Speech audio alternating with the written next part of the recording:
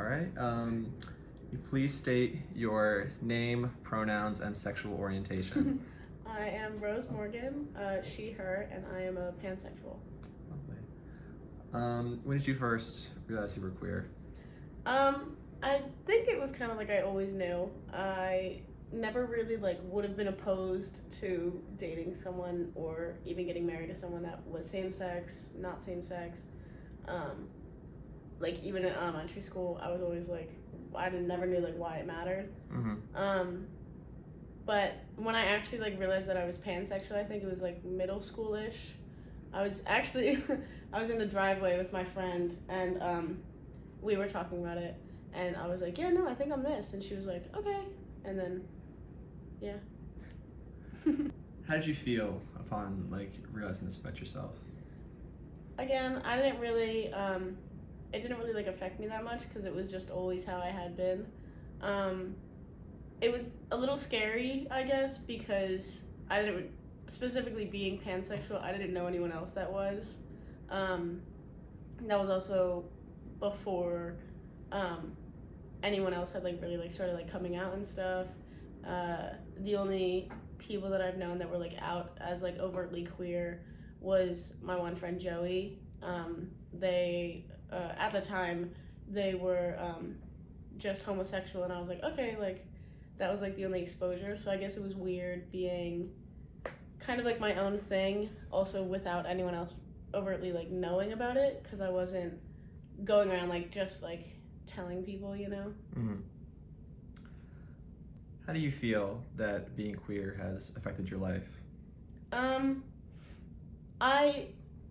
I want to say that it's affected me positively, but I don't know if I can and be fully honest. I've had a lot of experiences due to being queer that I wouldn't have had if I wasn't. And I think it's really just affected me in that it's a very large part of who I am, and I feel like it's kind of something that people may not notice or assume about me, because I feel I don't present myself in a way that would stereotypically be seen as a queer person. So I don't know, it affects me more, I suppose, mentally than it would in my everyday life, but it is a part of me, and it does affect me a lot. Sure. Did you ever feel a pressure to societal or otherwise to come out, or just Yeah. just definitively say this is who I am? I definitely have experienced that.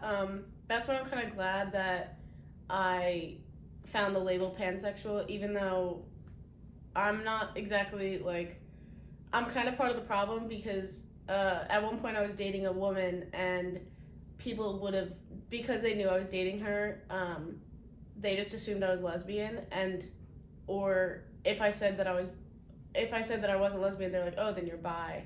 And it was very much just, I would just say yes, I wouldn't explain it, which isn't necessarily lying, but it's not exactly being true to myself.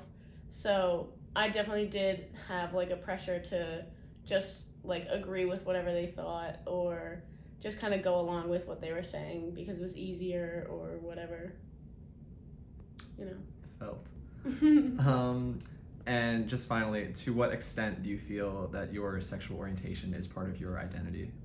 I don't think it's a huge part, simply because I'm not actively dating anyone, and I don't necessarily go out and pursue a lot of romantic pursuits.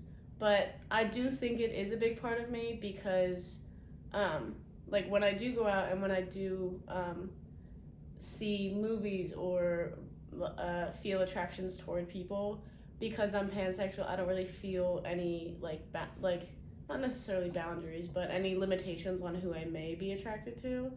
And I think that does affect me in the way that, just the way that I think about other people and the way that I would go about my life. But I think there's a lot of other parts of me in the present that are overshadowing my sexuality, I suppose. Sure.